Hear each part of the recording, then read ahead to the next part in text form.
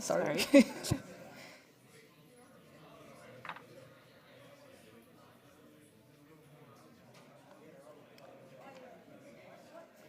So it's the Carnegie.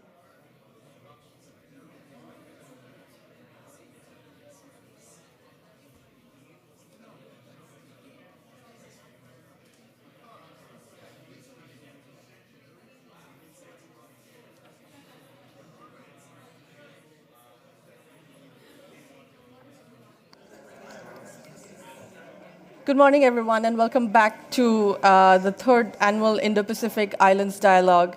Uh, Welcome back, everyone in person, and those of you who are watching online. To our audience in person, thank you very much for braving the rain and still being in the room. I hope you've had a warm cup of coffee or a tea and are ready for the next panel, which I personally am very excited about, to have two brilliant ambassadors to the United Nations, Ambassador Ilana Seid, who's the ambassador and permanent representative to the United Nations from Republic of Palau, and Ambassador Margo, who is joining us virtually, an ambassador and permanent representative to the United Nations and the International Seabed Authority from Republic of Nauru.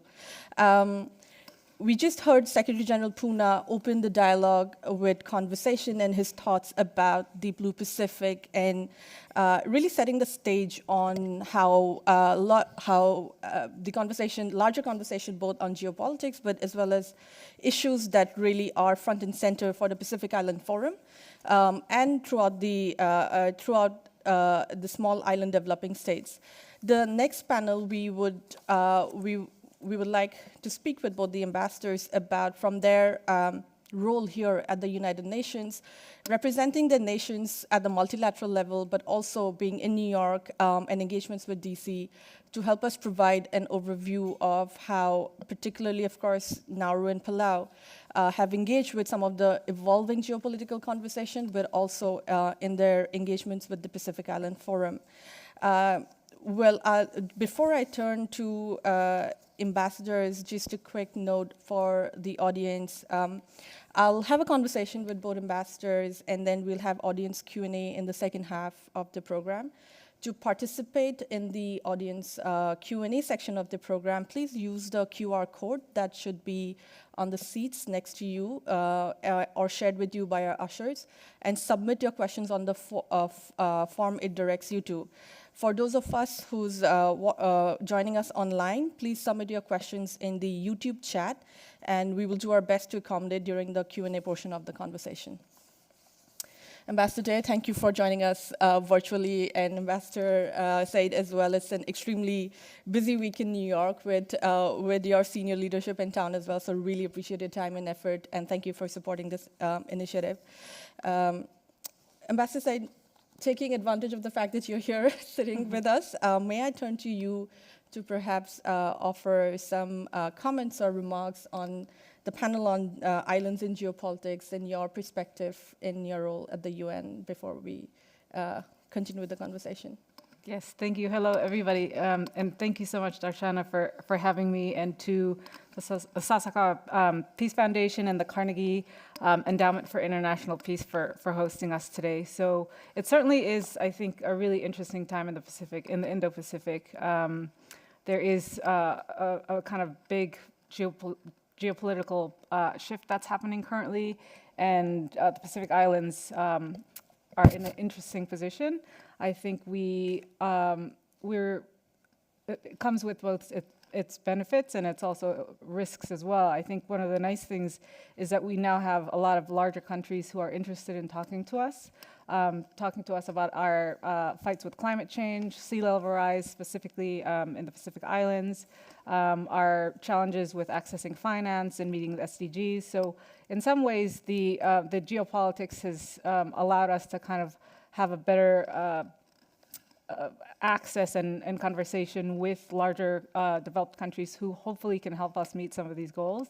But the downside risk, of course, there's a lot of geopolitical tension, and things in the Taiwan Strait, for example, have been at times a little bit shaky. And as Pacific Islands, most of us already have been through war. A lot of us, Palau was one of the bloodiest battles in World War II is in Peleliu. And we kind of, I think, heard from our grandparents how difficult of a time war is. And so we kind of come into geopolitical tension with having gone through that and having gone through kind of nuclear testing. And so we understand that we can't quite, we want to kind of try to ease the tension rather than escalate it. So there are very kind of competing forces there, but it's definitely an interesting time in the Pacific. And our Blue Pacific Strategy, which you may have heard about, is a document that we collectively are working together to kind of implement what it means to work together as the Pacific. One of the interesting pieces of data that I read was the Pacific Islands are 28 million square kilometers. It's the size of China, Russia, and Peru put together. So it's actually a huge geography. And so it's, I think if we work together with Pacific regionalism, we might be able to kind of move a lot of our dialogue and our goals forward. So I'll end with that. Thank you. Thank you so much, Ambassador Seid. Ambassador, I wanted to turn to you to see if you might have any opening thoughts on this, on sort of your interactions or engagements on the geopolitical conversations today, or we can go directly into the sort of, I have a few questions for you. Just wanted to check if you had any opening thoughts for the panel. I'm assuming you're speaking to me, Darshana, right? Yes. Okay.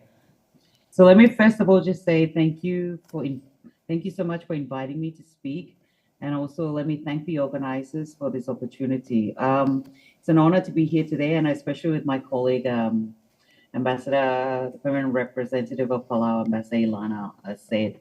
Apologies that I couldn't make it on time, but if I was there, I'd have to leave early, because my principal arrives actually today, so I have to make time management, just not doing it via Zoom.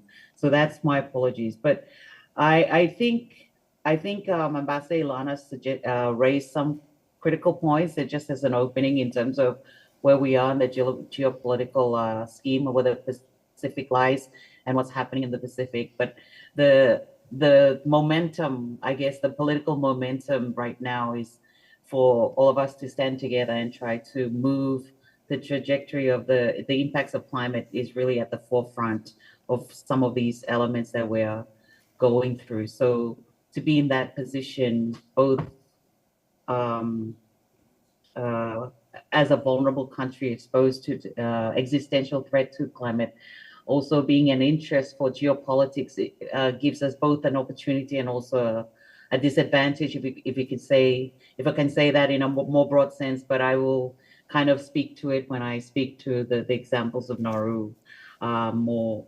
But I think these are the interesting times, and I hope that we take as best as we could to take a forward step rather than moving back, and try to meet all the goals that we're trying to achieve. And one of them is our very existence as nations and as the Pacific Islands in our region. Thank you, Ambassador.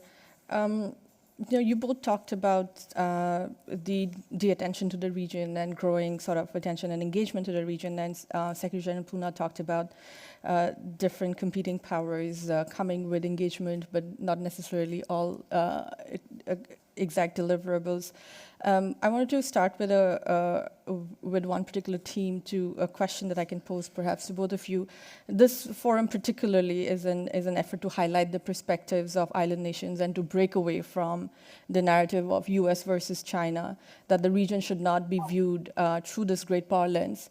But do you think there's also a risk that this competition might be seen as an opportunity to maximize attention, which in the long run might harm the region with short-term commitments? Because if sort of getting attention and maximizing the attention of two competing powers, which might result in in announcing a number of series of, say, initiatives, but not resulting in something concrete. So wanted to get your thoughts on the risk of sort of maximizing this attention as well. Maybe I can start with you, Ambassador Deiye, and then come to you, Ambassador Seid.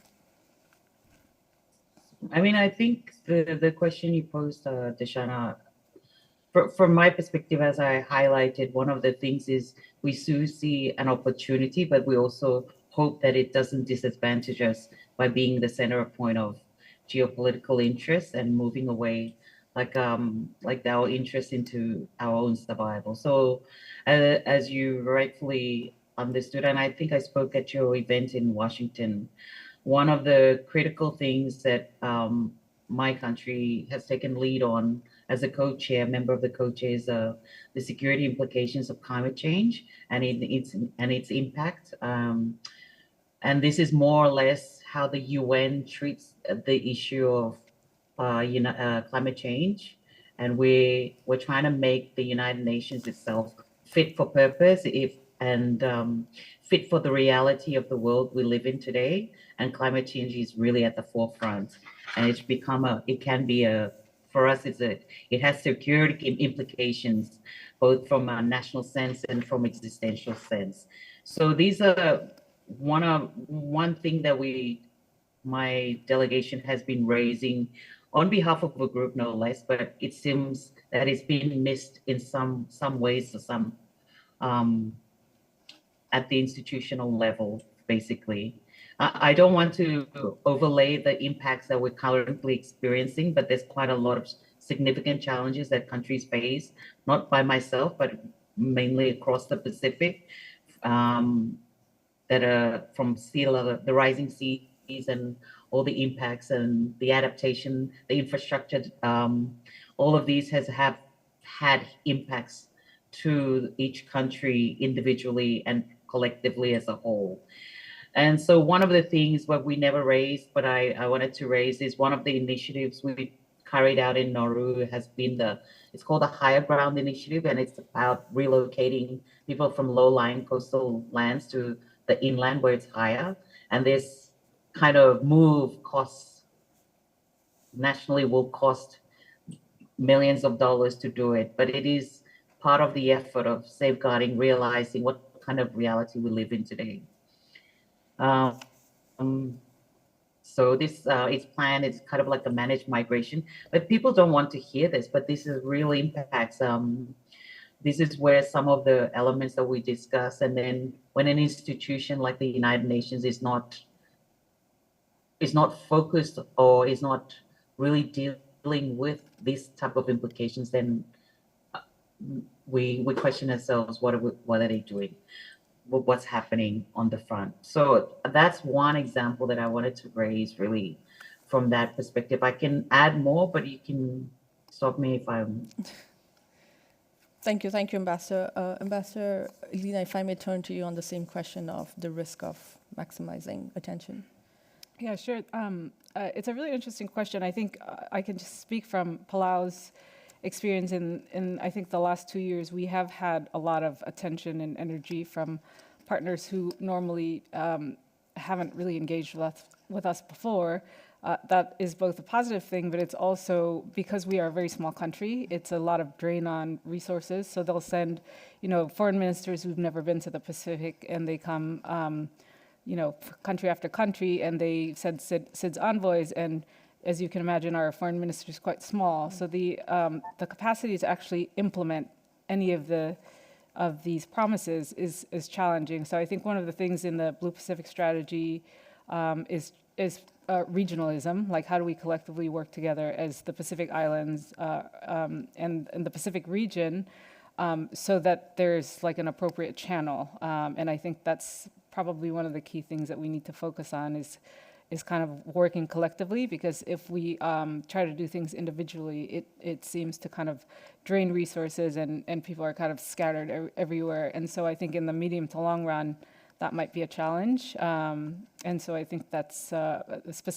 specifically for Palau, I've seen that to be a challenging thing where, for example, renewable energy, we've had a lot of countries come and offer, funds and pilot projects, but having to navigate, the 10 different offers and try to put it into one executable plan is pretty challenging. So I think if we kind of organize ourselves properly, I don't think it's a long run problem, but I think in the short run, if we just kind of take it as it comes, I think there will be challenges with getting a lot of things done.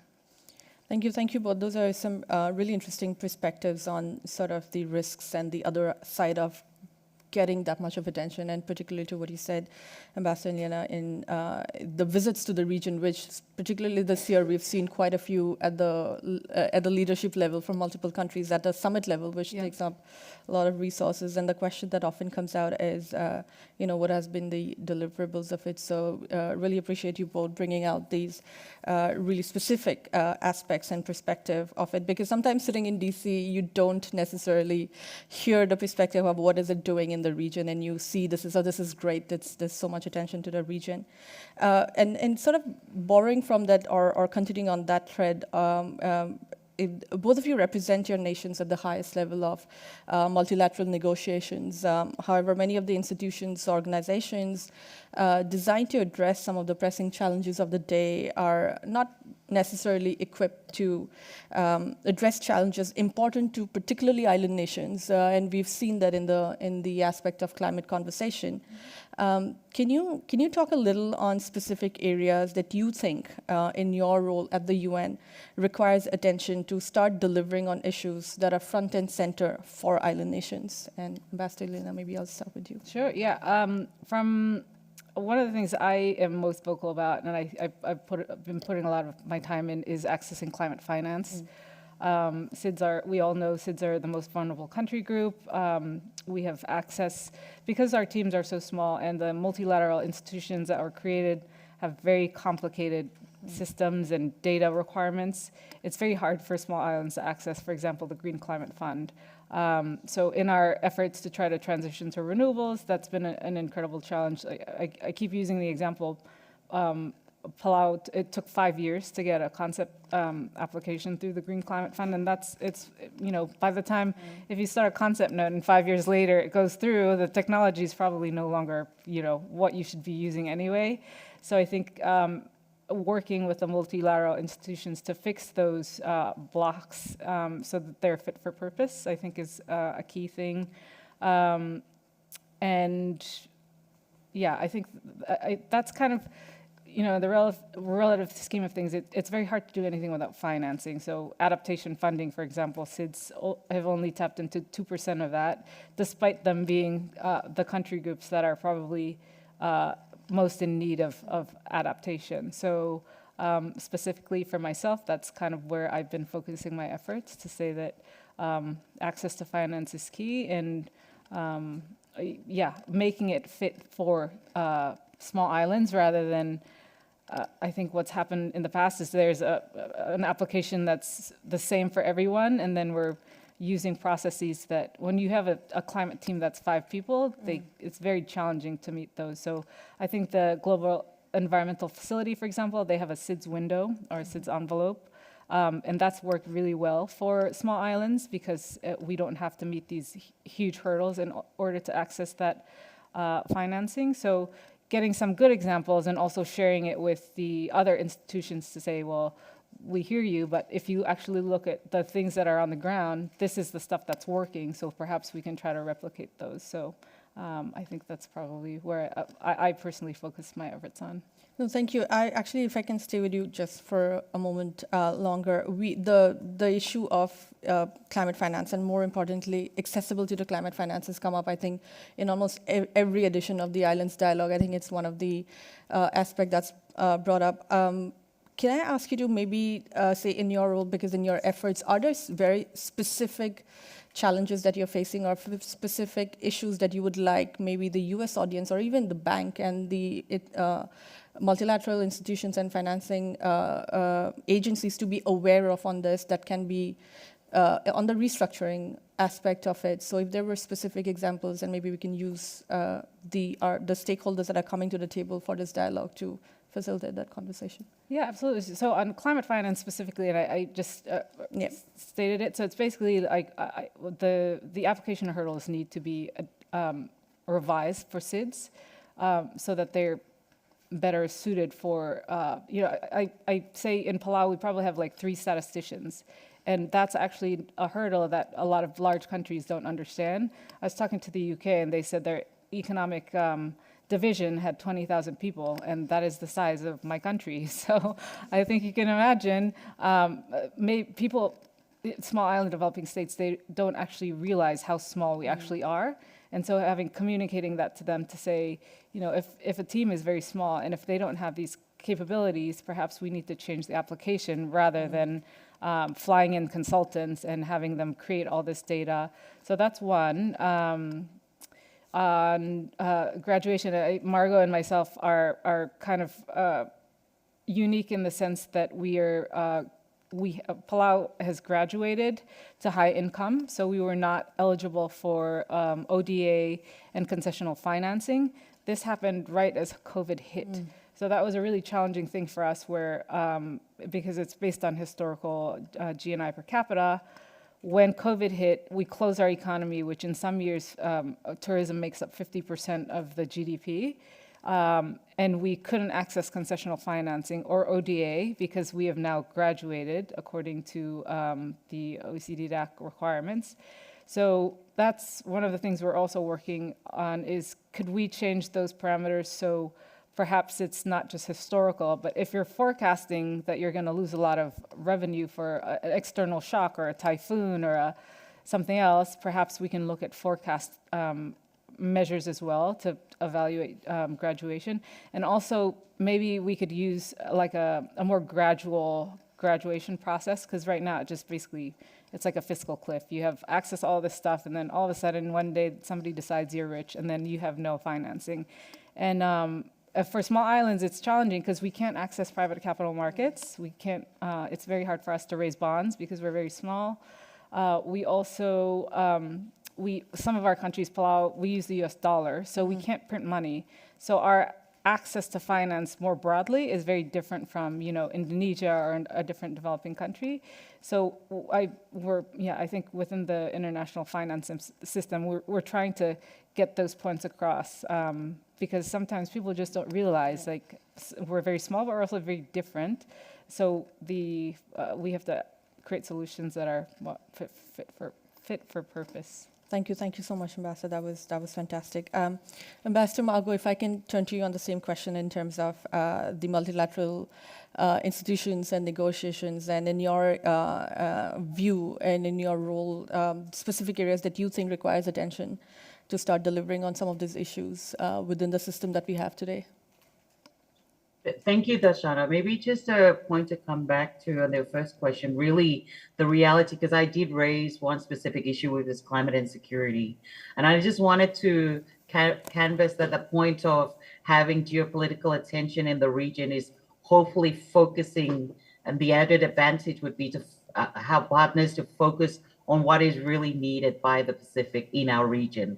And climate insecurity is one, but I wanted to add to my colleague, Ambassador Ilana's comments regarding finance, because I think it's really one of the pillars that is really required for us to move any is access to either climate finance or either development finance, and also these adaptation with realities to what we're experiencing today.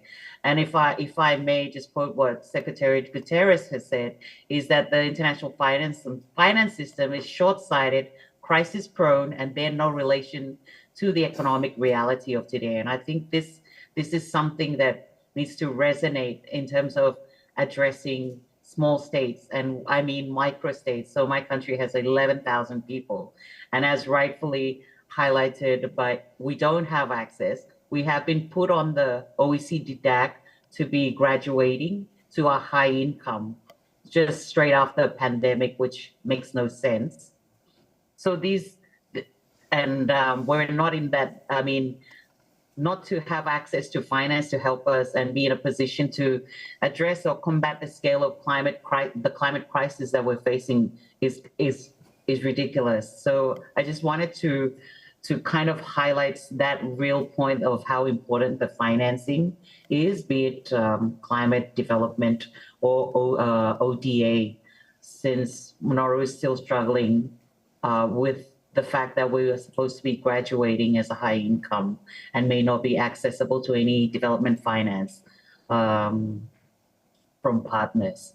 And this is really based on the GDP GNI system that Ilana raised. And I think there needs, I mean, we support a reform, but which is not happening, but this is something that needs to be addressed in all areas when you start thinking about the small states, the vulnerable states, and also especially in our region. And I think there was a suggestion, and I think it's been put forward, the multi-vulnerability multi-dimension vulnerability index that has been put forward by the UN, the United Nations, to consider how to evaluate your vulnerabilities as opposed to today's reality in terms of your development index. So this tool that's being developed by the United Nations for Nauru is a really practical one, and we can see it can provide a potential to truly measure our development status and the requirement that we need in terms of truly reflecting our development. So this is something that is Nauru would support as we go through the international system, the United Nations system, and we hope that it goes through and be supported by the member states. So this is one of the key elements that I wanted to raise on that point. But as I said, any opportunities being raised as a platform beyond the geopolitical or being a focus of the geopolitics, you can either bring the opportunities to help us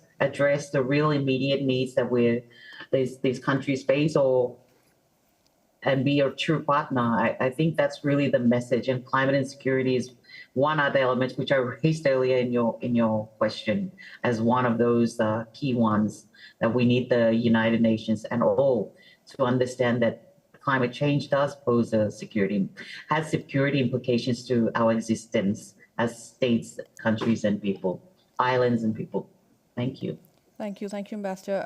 I just wanted to take a moment to remind our audience that if whether in person or online, a lot of us write about geopolitics, a lot of us talk about geopolitics, and we have begun to talk a lot about islands. If you have specific questions to the ambassadors on any of the points they have raised, this is really the moment to ask them and take advantage of it, and also perhaps break out of the narratives of dominant literature that comes out from one side of the world.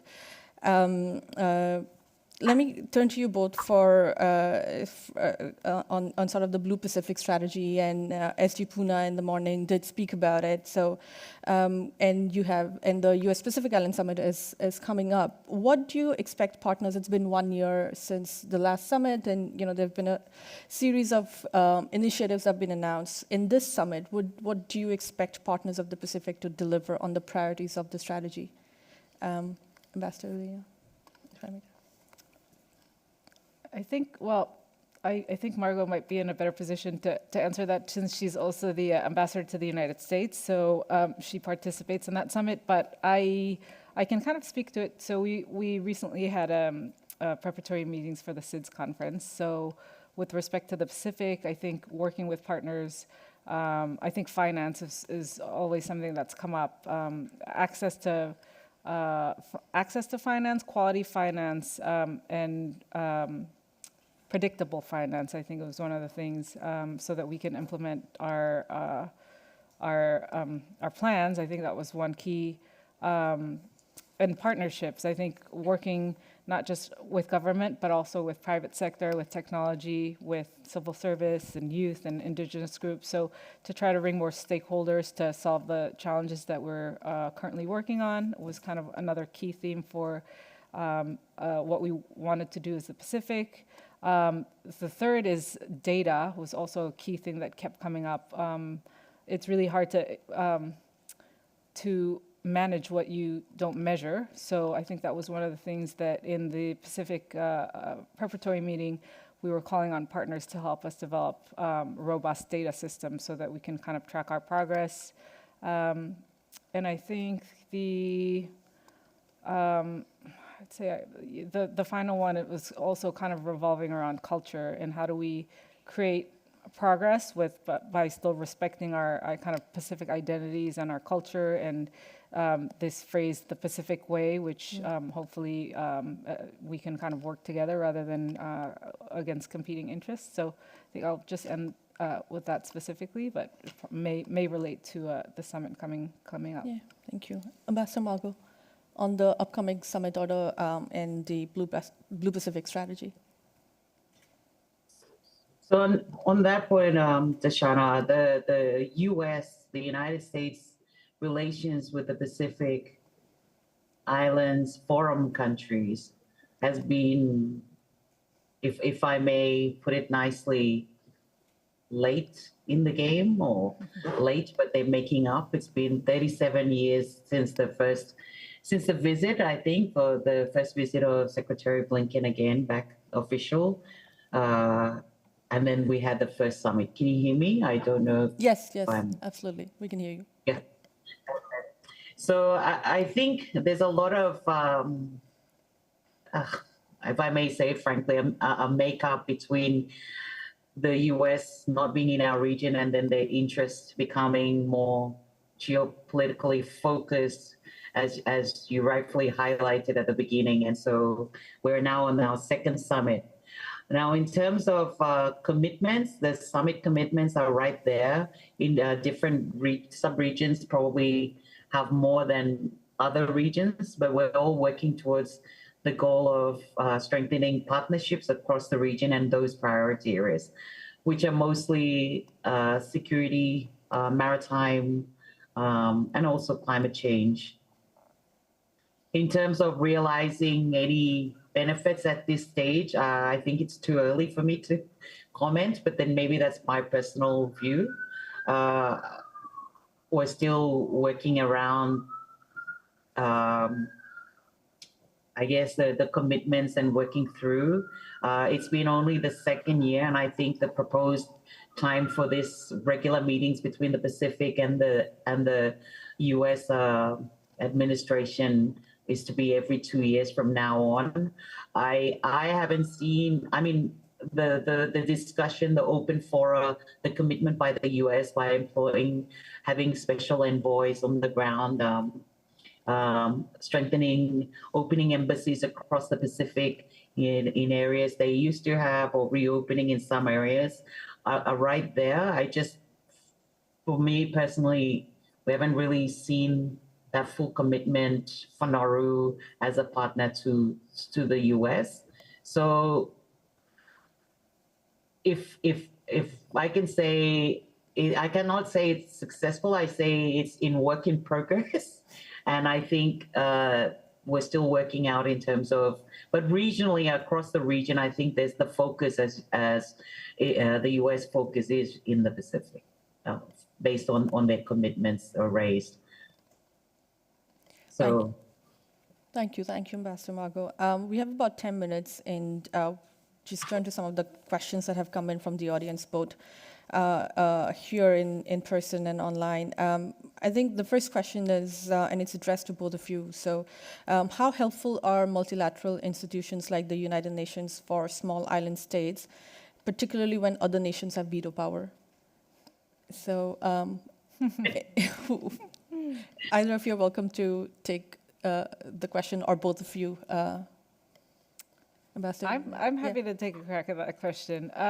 So multilateralism is, I think it has its time and place. A lot of people are frustrated that it doesn't quite deliver, and it doesn't deliver quickly. However, I will say, so I've only been ambassador for 2 years, and I've seen that the UNFCCC process, for example, that's delivered and is starting to deliver on kind of climate ambition, which, so we had the Paris Agreement, we had 4 failed COPs, and then I was a negotiator in Glasgow where we got to strike a deal. Then we had the Sharm COP, which was also successful. And then, for example, the Biden administration passed the Inflation Reduction Act and the Bipartisan Infrastructure Act, and that released like billions of dollars into the green space. The private sector then kind of put more money into it because government had de-risked the green space. And I think it was maybe a month ago, there was a report saying that there was the most growth in green jobs in the history of the United States. And I think that's what a green transition means. I think the UNFCCC was instrumental in delivering this. So, I think the cog is large and it turns slowly, but I do think that multilateralism, especially for things like climate, is essential, because I don't really see any other way that we can work together globally without them. So I think there are, frustrations that you do need consensus, for example, in that. So any country can veto it, but in some ways, then you're forced to kind of hear each other out. And so when you do get a deal, then hopefully things start to move. So, I don't know if a veto is a good thing or a bad thing. It's the thing that we're stuck with, so you kind of have to work around it. But I know Margo focuses on climate and security, so she probably has a whole bunch of thoughts on that. So I'll end with that. Thank you. Ambassador Margo. Thank you, Darshana. As said, my experience with veto is a negative one, depending on where you sit. And for the Security Council at that, because it was on a climate and security resolution that we really wanted to raise, and it has been an ongoing thing since our establishment of the group since 2018, and that is to raise awareness at the very top echelon of the decision making of the United Nations system, which is the Security Council, to discuss international peace and security. From our perspective, climate change is an international and peace and security issue that needs to be discussed because of potential impacts like migration, displacement, moving people, and then the United Nations needs to address that. However, other nations don't feel the same as we do. And so the historic resolution on the United Nations Security Council resolution on climate-related security risk in conflict prevention strategies on 13th of June 2021 was vetoed by one country, but it was co-sponsored or sponsored by 113 UN member states. So for me, that was a negative impact because it did not seek to address the issues that we were trying to raise and trying to advocate and support for that the United Nations or the system itself should now try to address these implications or these impacts that really do have and will affect the future of peoples across the world. Thank you, Ambassador. There are quite a few questions coming in. We have about 5 minutes, but there's a question on private sector. What has the role of the private sector been in climate and development financing? And do you see future opportunities for additional or more effective engagement? Again, either of you or both of you, I think it's to the panel. That one is a bit of a tricky question because the short answer is I actually don't know, because we focus mostly on public sector finance. However, just like I said, what we saw with the Inflation Reduction Act is that bill is over $300 billion, a lot of it to the green sector. And what happens when government sends that signal is that the private investors then think that the space has been de-risked. So then they start putting money into the sector as well as investment. So I went to, it was the last UNGA, I went to a dinner that was hosted by the private sector, and there was so much money in the space, and they were trying really hard to hire people.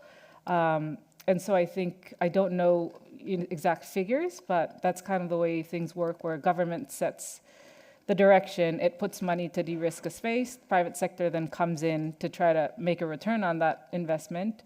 So I can't tell you exact figures, but I think that government's kind of the catalyst, and hopefully private sector follows. Development finance, I think it depends on the country. So, a lot of the Pacific will look for foreign direct investment.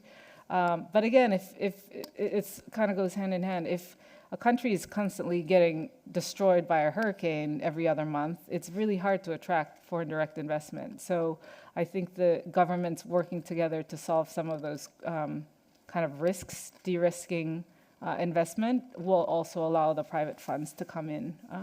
Yeah. Thank you. Ambassador Margo, any thoughts on private sector and climate financing? Well, coming from a small microstate, we as rightfully said, it's really hard for us to attract any foreign direct investment. We don't have that credit worthiness to be able to hold such loans. So it's really well, it's difficult for me to say in terms of, but I just know that it's really, governments can be catalysts, but we also have issues to face with when we're talking about credit worthiness, all those banking details that needs, because we also don't have our own currency. So this is also difficult for 11,000 people. It's really hard to hold currency. We have banking difficulties. So all these work against us in this system where we're trying to access concessional financing, be able to show we require support, but also require some investment. But I think I'm not going to belabor because I'm not an expert, but I know that credit worthiness is also something that goes against this microstate, especially in this kind of the global financial system. I'll just leave it at that. Thank you. Just a final question to both of you on, I think, particularly to you, Ambassador Ilana, because as you mentioned, the draining of resources in case of increasing interest in the region. How do you envision the climate cooperation amid the geopolitical competition between different players like China, US, Australia? Do you see a perspective of regional climate club creation to focus narrowly on incoming requests and suggestions from other countries and work collaboratively on the problem? Sorry, could you repeat that one more time? It was a long question, Yeah. yes. So basically, it just the question is, how do you envision any sort of cooperation coming out of this geopolitical competition between China, Australia, and ASEAN, amongst, I think, the Pacific Island nations to leverage the conversation on climate and to narrowly focus on incoming requests and suggestions? I think it's borrowing from your remarks, which essentially said that there's so many requests coming in to filter through, but despite that they are on opposing sides, maybe sometimes, do you see a regional hub to manage that? I think I don't know about a regional hub. I think there are some examples that we work through here at the UN. So we actually have a joint committee with Italy that focuses on renewable energy. So I think it's Italy, Austria, Spain. They've created this kind of climate fund for the Pacific Islands, and we work, so the Pacific Islands can submit project proposals, and that's kind of a way where everything's kind of centralized. But yeah, it seems to be that happens a lot at the UN, where kind of like-minded or friendly countries will come together to pool resources and try to address things. I know South Africa, Brazil, and India also have a fund. So there are instances where those already exist, but it's typically kind of countries that already get along that are kind of come up with a program, and then they work either with the Pacific SIDS or with the Pacific Island Forum, and then kind of, so there is some centralization. I think that will probably continue. There has been, as I said in the beginning, where there are a lot more kind of bilateral visits, and I think we need to kind of try to figure out together how we centralize some of these things, because it definitely gets where one country is trying to donate solar panels, and then another country is doing the same, and they don't kind of speak to each other. So there probably needs to be a lot more work done on that. But I don't think that there's any conversations around that currently. Yeah.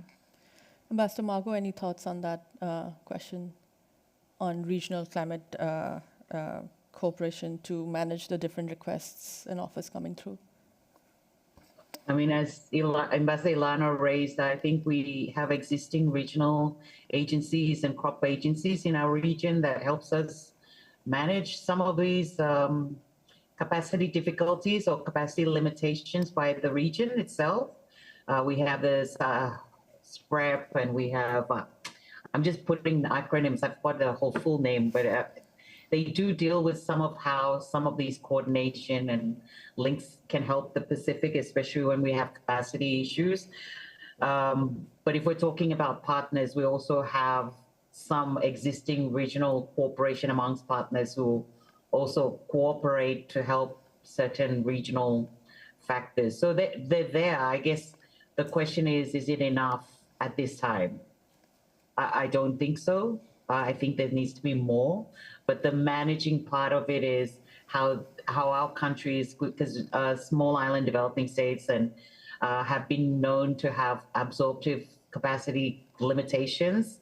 So these are some of the things that deals with more of the national institution and domestic issues themselves, but trying to get them across, trying to move them, a lot of these resources or support would be very helpful. But I think the institutions are there, there are existing ones, but they just need to be strengthened and more focused, I guess. That would be my comment on this one. Thank you, Ambassador. Any final concluding thoughts or remarks you wanted to share with the audience, with us today before we close the panel? Ambassador Margo, if you wanted to share anything as concluding thought on this conversation today. So, like just a few points. I didn't want to make it so negative that United Nations doesn't work. It just needs to be fit for purpose. I just realized that I must have thrown it off that multilateralism doesn't really work. I want to rephrase that. I don't want anyone to take that away. For small states, multilateralism is important. It's an important platform, and rules-based international order can be very advantageous for small states that are securing their own sovereignty, trying to solve global problems that are find solutions that are beyond our national borders. And so these can very much help us.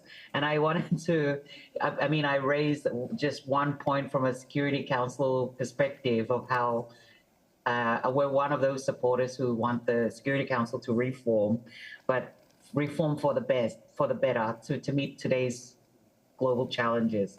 But I didn't raise the points that there are some really good things about multilateralism, and one of them is the recent adoption, well, the not signing in, but the recent adoption of the BBNJ Treaty.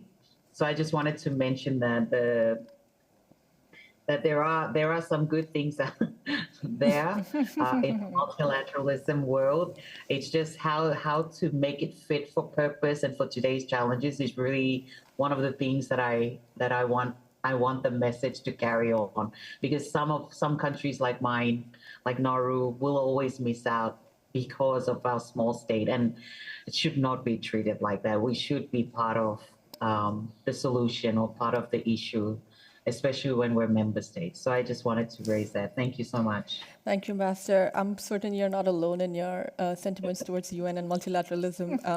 Even the staunchest supporters of it would probably at some point agree with you.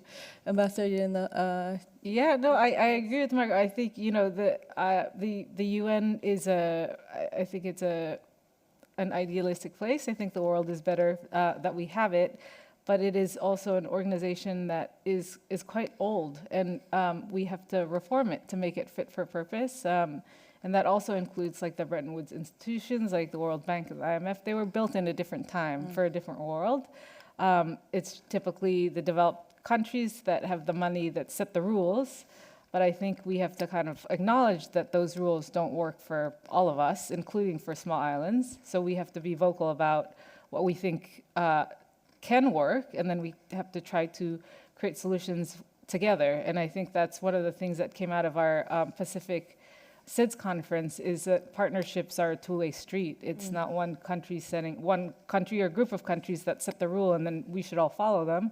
We should actually have a dialogue about how do we actually solve the problem. So I think those are kind of the concluding thoughts, which is hope. And it seems to be, that was kind of the sentiment that we got in that Seid's conference meeting, which the development partners seem to be listening to us now.